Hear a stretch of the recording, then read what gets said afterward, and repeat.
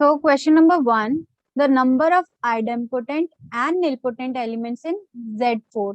Z4 Zn के हमें idempotent और nilpotent elements निकालना आता है. n क्या है यहाँ पे 4 है. n is equal to 4 और 4 को हम कैसे लिख सकते हैं 2 square. तो number of idempotent elements in Z4 is equal to, yeah, general in Zn is 2 raised to power d, where d is number of distinct primes. तो यहाँ पे तो सिर्फ एक ही है, तो ये क्या हो जाएगा 2 raised to power 1. Similarly, and number of nilpotent elements कितने होते हैं? जैसे सपोज हमें ये जो n का जो फैक्टराइज होगा वो हुआ something p raised to the power n and q raised to power m and so on type, तो वो हो जाएगा p, ये n है तो एक पावर कम हो जाएगी n-1, ये q m है तो m-1, और ऐसे अगर कोई और prime to the power something होगा तो उनकी बस एक एक पावर कम हो जाएगी. तो यहाँ पे तो सिर्फ 2 स्क्वायर है, तो ये हो जाएगा 2 minus 1, that is 1, so it is 2. तो नंबर ऑफ आइडेम्पोटेंट भी 2 आ गए और निलपोटेंट भी 2, तो option C is a correct option. देखिए the number of elements of order 5 in S5 है ना.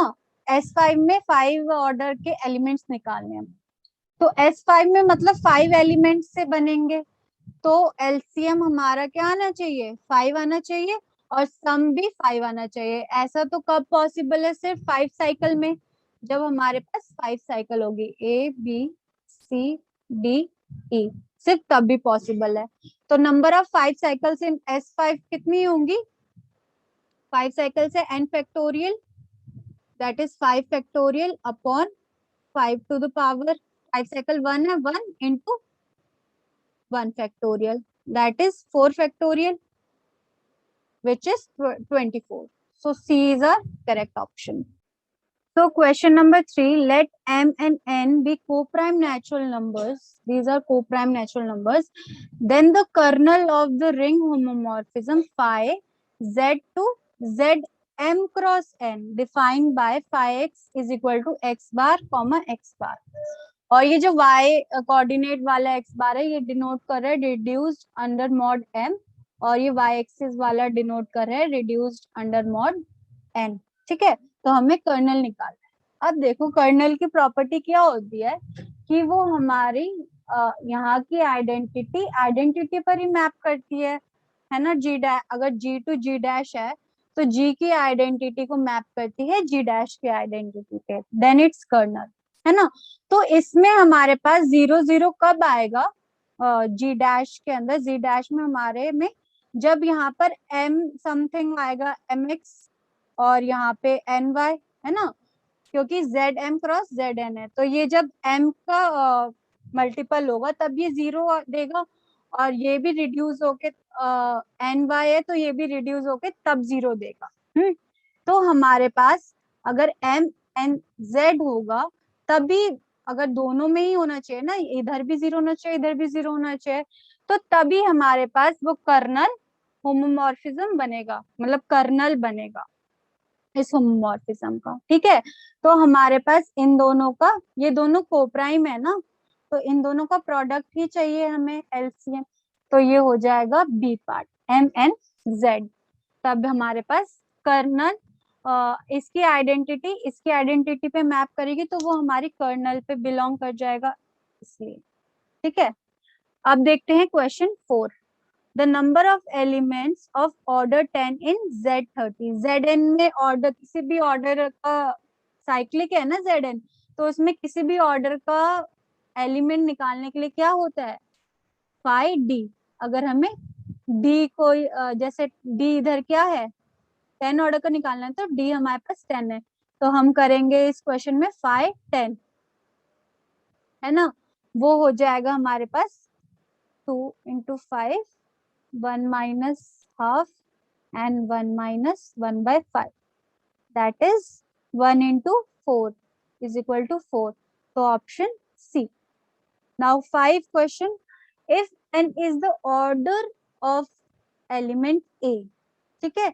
ऑर्डर ऑफ ए हमें दे रखा है n, ऑफ ग्रुप जी, ठीक है, किसी भी ग्रुप जी में, and A M is equal to E. तो हमें ये पूछा है रिलेशन m और n में। अब देखो ऑर्डर किसी भी एलिमेंट का क्या होता है, लीस्ट पॉजिटिव पावर, जिसमें वो हमें आइडेंटिटी दे है ना, that is A N to the power is equal to E, A to the power N is E, और ये हमारी क्या है, लीस्ट है, ठीक है, लीस्ट वैल्यू है। तो अगर हमारी कोई m है जो हमें ए टू द पावर m ई दे रहा है, तो m को हमें n का कोई मल्टीपल होना चाहिए ना, तभी वो e दे सकता है ना। अगर हम ए m को ऐसे कर दे, n का कोई मल्टीपल ऐसे है, तो फिर ये आइडेंटिटी हो जाएगा ना। तो इसलिए हमारा m हो गया मल्टीपल ऑफ n, तो फिर n शुड डिवाइड n। तो ये हो गया हमारे पास बी ऑप्शन करेक्ट। अब 6 क्वेश्चन देखते हैं। Set 1 2 3 4 is a finite abelian group of order dash and order under, this is under multiplication modulo dash as composition. तो अब ये 4 एलिमेंट्स है और ये फाइनाइट ग्रुप मल्टीप्लीकेशन बोला है, मतलब 0 हटा रखा है ना। तो फिर ये 4 एलिमेंट्स है, तो ऑर्डर इसका क्या होगा, 4 होगा। 4 ऑर्डर वाला देखो कौन सा है, बी है ना। और अगर हम इसमें 0 भी ऐड कर देंगे तो ये हमारा ग्रुप बन जाएगा ना पूरा, 0 1 2 3 4, है ना। तो एज मॉडुलो एन, तो मॉडुलो 5 हो जाएगा यहाँ पे, तो ये बी ऑप्शन करेक्ट हो जाएगा।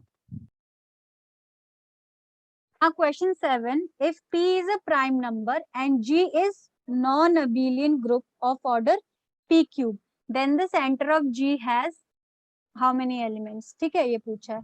अगर हमारे पास G है ग्रुप, है ना, तो ZG हमें सेंटर में कितने एलिमेंट होंगे वो बताना। We know that ZG is a subgroup of normalizer of A and which is a subgroup of G.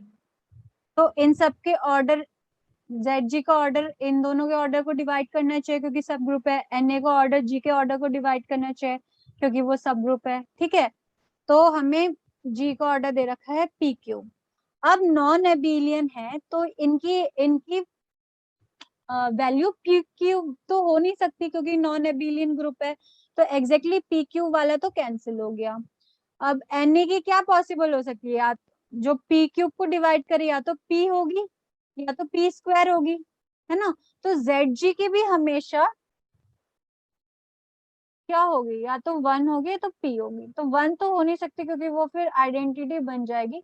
तो ये हमारे पास P ही होनी चाहिए अगर ये P स्क्वायर हुआ तो, ठीक है। तो इसमें एग्जैक्टली हमारे पास कितने एलिमेंट्स आएंगे, एग्जैक्टली P एलिमेंट्स आएंगे, ठीक है। Now question number 8. If H is a subgroup of K, H is a subset of K are two subgroup of G, और ये दोनों किसके सबग्रुप है, G के, then इसकी हमें ये पूछिए कार्डिनलिटी। GH ये हमें दे रखी है 8 और ये 8 है, और G by K की दे रखी है हमें 4। तो हमें निकालनी है K by H की। तो ये क्या हो जाएगा अगर हम इसको करें, ये G बाय H होती है, ये होती है G बाय K, हमें निकालनी है K बाय H। तो अगर हम G बाय H और divide by G by K कर देंगे तो हमें K बाय H की मिल जाएगी, है ना। तो ये क्या हो जाएगी, G बाय H है हमारे पास 8 और ये है G बाय K है 4, तो ये हो गए हमारे पास 2। तो कौन सा ऑप्शन हुआ, option A. Now question 9. In the group Z plus the subgroup generated by 2 and 7, ठीक है, 2 से जो भी सबग्रुप जनरेट होगा वो 2x टाइप का होगा, 2z टाइप का, है ना। और 7 से जो भी ग्रुप जनरेट होगा वो होगा हमारा 7z टाइप का।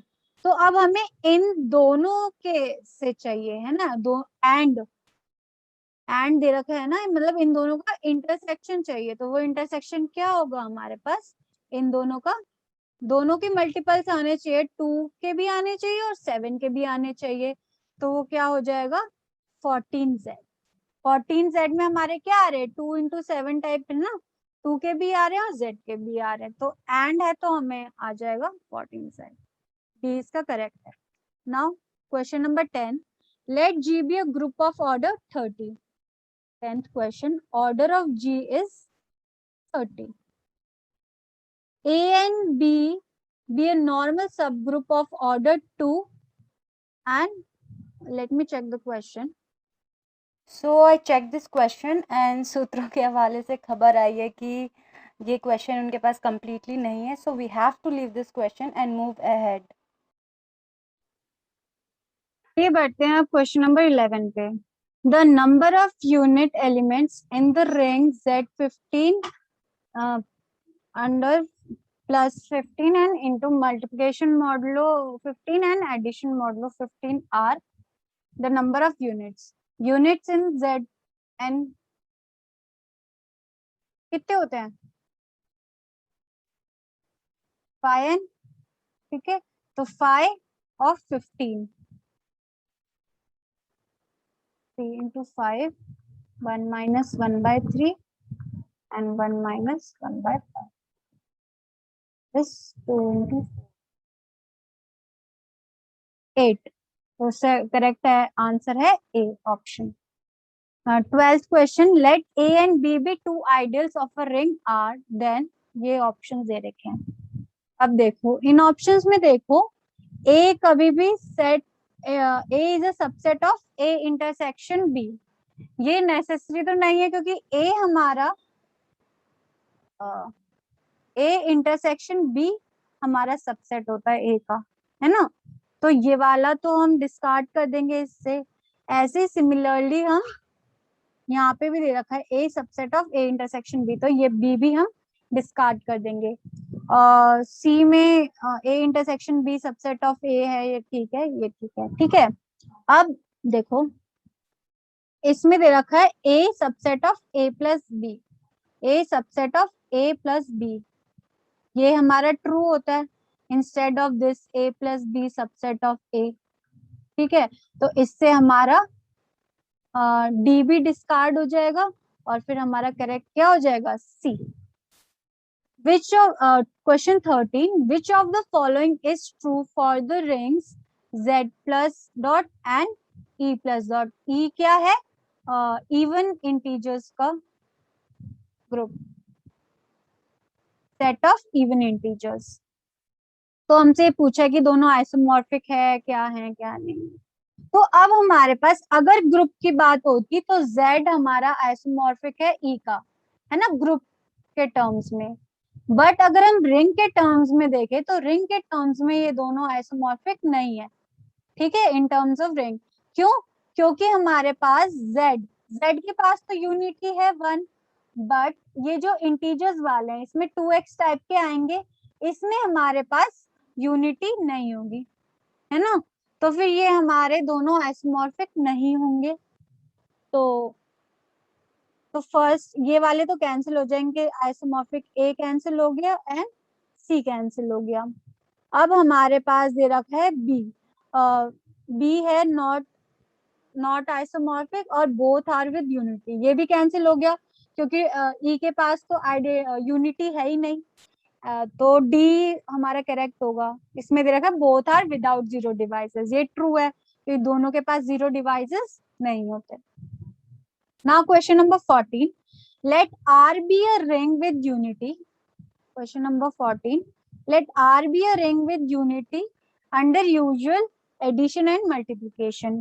Using its element R bar forms a group with the operation this. A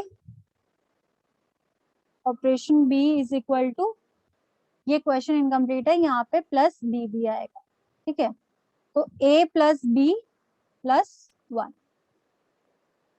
for all a comma b belongs to R, if b is the inverse of a, b हमारा क्या है inverse, b is equal to a inverse, then हमसे b की value पूछिए।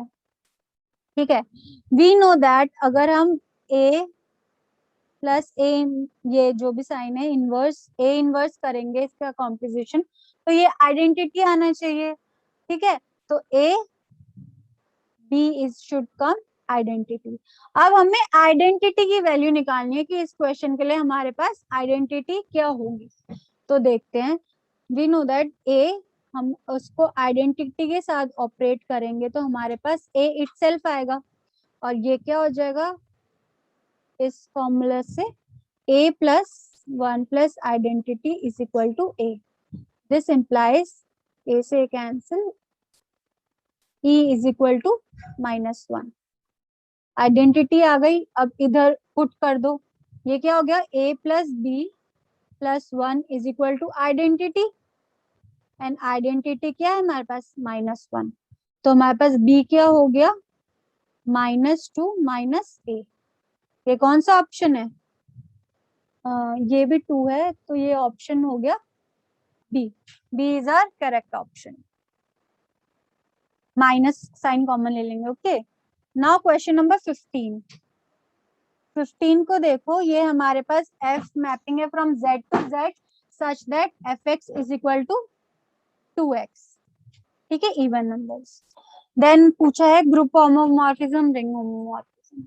ठीक है, अभी मैंने आपको ऊपर एक क्वेश्चन में बताया था 13 में कि ये z आइसोमॉर्फिक e है अंडर ग्रुप है ना, बट ये नॉन आइसोमॉर्फिक है इन रिंग के एस्पेक्ट में, तो ये ग्रुप होमोमॉर्फिज्म बनाएगा। ग्रुप होमोमॉर्फिज्म आप चेक कर लेना, ये 1 1 भी होगा ये फंक्शन, ये ऑन टू भी होगा, है ना, और ये हमारा जो प्लस साइन के साथ अंडर एडिशन जो वो ग्रुप भी होमोमॉर्फिक भी हो जाएगा। ठीक है, इस ऑपरेशन के साथ। बट रिंग में हम क्या लेते हैं, रिंग में हमारे पास सिर्फ एक ही नहीं होता ना ऑपरेटर, हमारे प्लस प्लस और मल्टीप्लिकेशन भी है ना, तो तब ये आइडेंटिटी हमारे पास नहीं जाएगी आइडेंटिटी पे अंडर मल्टीप्लिकेशन, क्योंकि इसके पास तो 1 है ही नहीं ना, 2z के पास जब हम 2x करेंगे, तो फिर ये हमारा रिंग होमोमॉर्फिज्म नहीं होगा, रिंग होमोमॉर्फिज्म नहीं होगा। इनफैक्ट ये प्रॉपर्टी है कि z टू z हमारे पास सिर्फ 2 ही रिंग होमोमॉर्फिज्म मिलते हैं, दैट इज वन जो 1 पे मैप करे या तो जो 0 पे मैप करे, सिर्फ ये 2 रिंग होमोमॉर्फिज्म मिलती है हमें z की, तो हमारे पास इसमें ऑप्शन हो जाएगा C, a group homomorphism but not a ring homomorphism. सारे क्वेश्चंस आपको समझ आए होंगे आई होप, और सारे इजी थे बेसिकली, सारे फॉर्मूला बेस्ड थे। तो थैंक यू, अगर आपको कोई भी डाउट हो तो कमेंट करके बताना एंड अपने फीडबैक जरूर देना। Thank you.